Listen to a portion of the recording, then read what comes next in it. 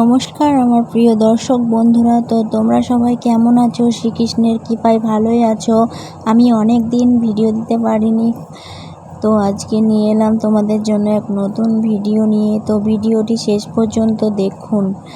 তো চলুন শুরু করা যাক ভিডিওটি। হে মানব জাতি, মহাভারত এবং গীতায় ভগবান শ্রীকৃষ্ণ আমাদের জীবনের এমন কিছু সত্যের কথা বলেছেন যা জানলে আমাদের জীবনের অর্ধেক দুঃখ এমনিতেই কমে যায়।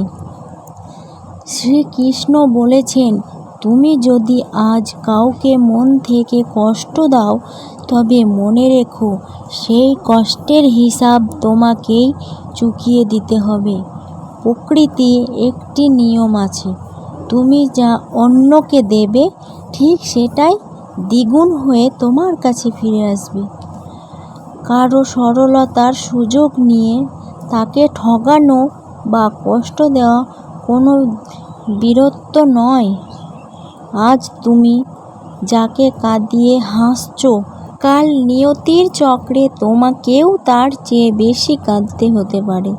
আবার অন্য পিঠে কৃষ্ণ এও বলেছেন, হে অর্জুন, আজ যারা অন্যায়ভাবে কষ্ট পাচ্ছে তারা যেন ভেঙে না পড়ে, কারণ কষ্টের ফল কখনো বিফলে যায় না।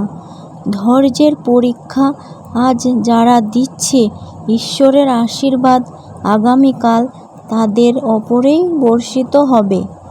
দুঃখ এবং কষ্ট মানুষের জীবনের স্থায়ী কোনো অধ্যায় নয়, এটি কেবল একটি পরীক্ষা মাত্র।